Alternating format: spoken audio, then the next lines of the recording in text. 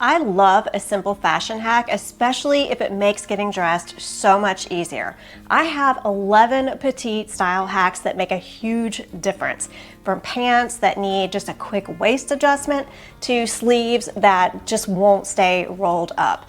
These are my favorite, why didn't I try this sooner, hacks. So let's go ahead and jump into number one because this one changes everything. Hack number one, picking a shoe color. So this can be tricky, and while there are no hard and fast rules, if your goal is to have a cohesive looking outfit or to visually lengthen the look of your legs, then this hack is for you. So the first example I'm sharing with you is this burgundy dress, which not only is a trending color for fall, but it also can be a little bit tricky when deciding what shoes to pair with it. So your instinct might be to pair black shoes with this. And while that is perfectly fine, you might have a better option if you want a more cohesive look. So in the next example, I'm comparing this to a shoe that matches closer to my skin tone. By picking a shoe color that is closer to a skin tone, it's going to visually lengthen your leg down to the end of your toe versus kind of that hard stop with a black shoe. It's visually more cohesive and it's visually more pleasing. Again, this is not a rule. It is simply if your goal is to have a more cohesive outfit and to lengthen the look of your legs, then choose a shoe color that is close to your skin tone. In the second example, I'm showing an outfit with white jeans and a black top, and your instinct might be to pair black boots or shoes with this outfit. If you pair that with a tan colored boot instead, it is a closer match to that jean color than the black, and it's visually more cohesive. So the takeaway tip from this hack is, when in doubt, either pick a shoe color that is closer to a skin tone or choose a shoe that is closer to the color of the pants that you're wearing. Hack number two, and this is such a good one for petites that I use all the time, is picking pants that are actually meant to be cropped on someone who is not petite to be a perfect full length for us. This saves money on tailoring and hemming, and it takes the guesswork out of whether or not they're going to be too long for you. So I have several examples in my closet, and the first one I'm sharing with you is a pair of jeans from Quince. These are meant to be a cropped, relaxed, straight fit. On me, they are the perfect full length. And by the way, if you're new here, I am 5 feet tall and I have a 25-inch inseam. So the inseam on these is 26 inches, and on somebody who's taller, that's going to be cropped. But for us ladies who are petite or short, these are going to be a perfect full length. Quince also has a ponte knit pants, one of my absolute favorite pairs in my closet. These are a cropped kick flare pant, very comfortable, very stretchy pant. They are meant to be a crop, again, on someone who is taller. On me, they are the perfect full length pant.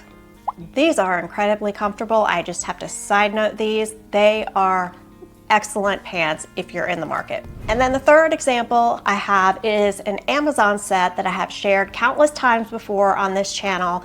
It is a jogger set. It is in this black color. It comes in many colors. It's Amazon.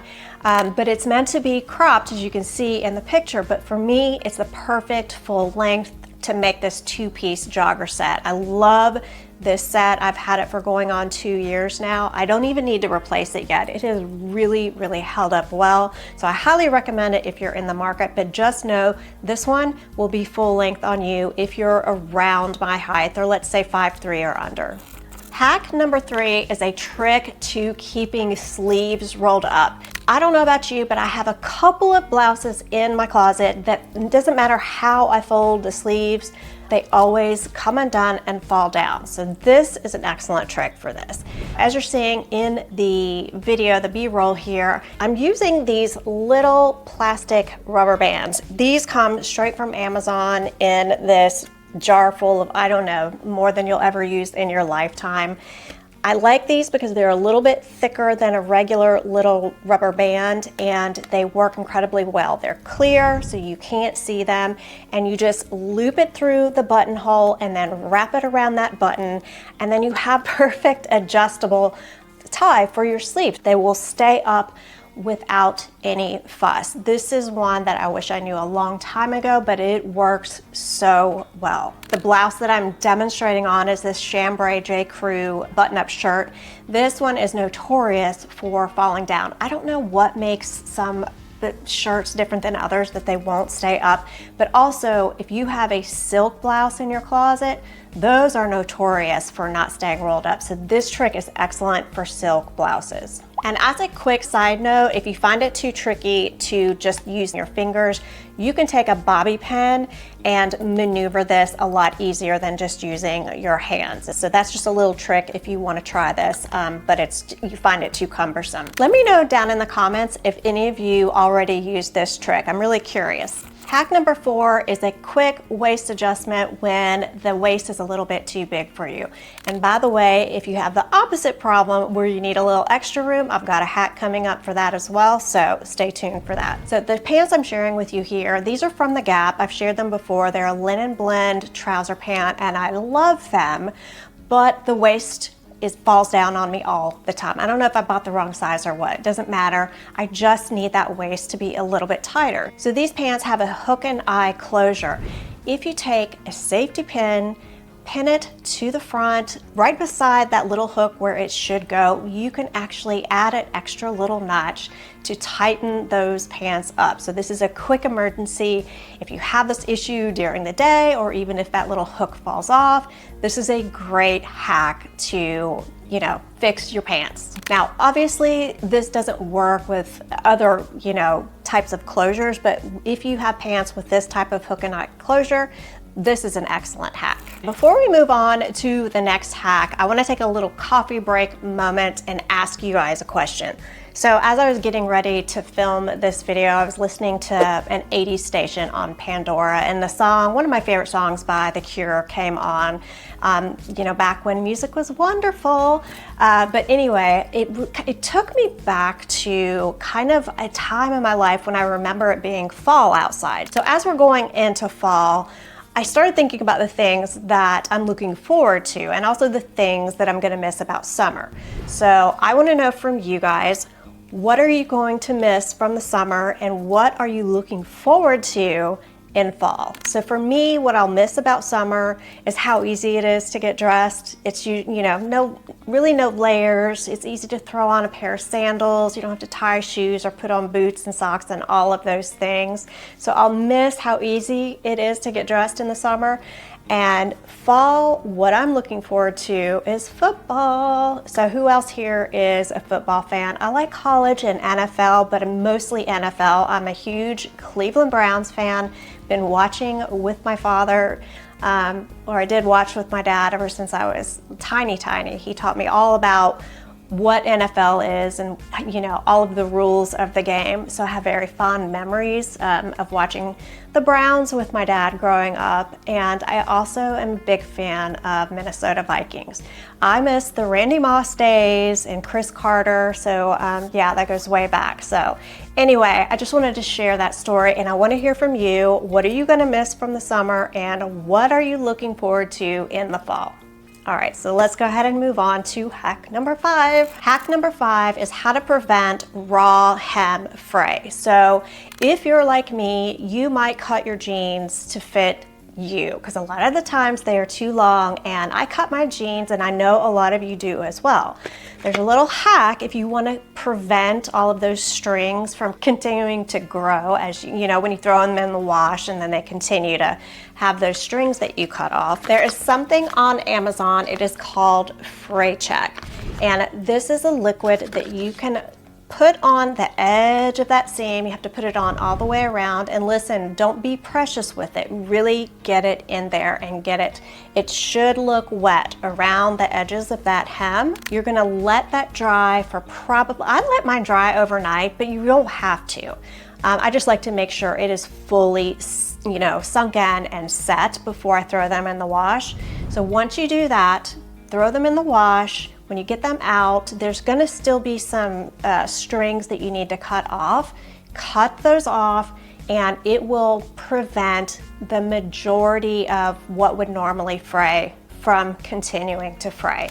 So I love this little hack, and for those of you who really like that clean edge but maybe want to, you know, self-alter your jeans, this is a great one. I'm gonna have this linked, of course, with everything else that I'm sharing and all of the clothes and everything that I'm wearing. In some of these examples, I'll make sure to have those below, but I'll link everything down below. This is a good one. Hack number 6 is dealing with long shirt tails. When you have a shirt tail that's too long, which a lot of the times they are if you're short or petite. So this hack is really simple. You're going to button up your shirt, leave several unbuttoned at the bottom as I'm showing.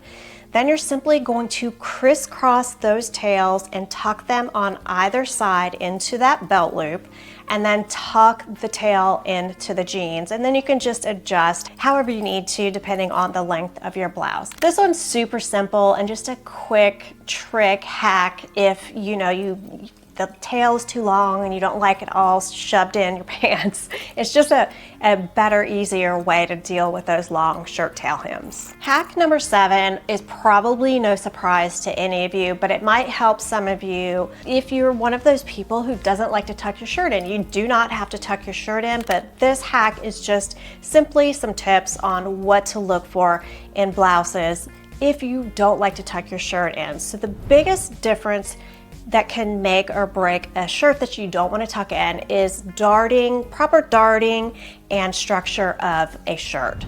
So shirts that have darting down the front and a very skimming but not tight fit on them are going to look fantastic left out.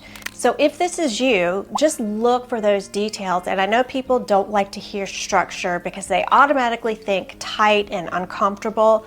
Not so. So I have this shirt from Bowden. It is 96% cotton and then 4% elastane. So while it is a fitted shape, it does have the darting and it has stretch to it. So it is comfortable and it looks good left out. Another example I have to share with you is this sleeveless button up from Talbot's. It has the same kind of darting and that very soft fitted silhouette. It makes a huge difference.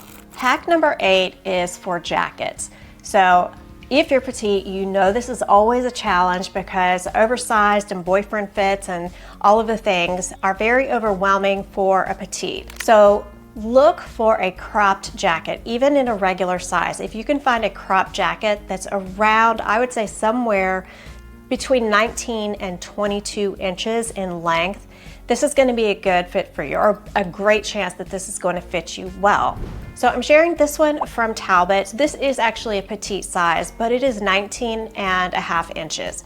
So this is a great petite cropped jacket, which by the way is still available and on major sale. So grab that if you're interested because you'll get a great deal on it. I paid full price earlier this year, but this is just to show you that if you can find a crop jacket, even in a regular size, around that 19 to 22 inches, it's going to be a much better fit for you than a regular, longer blazer or jacket.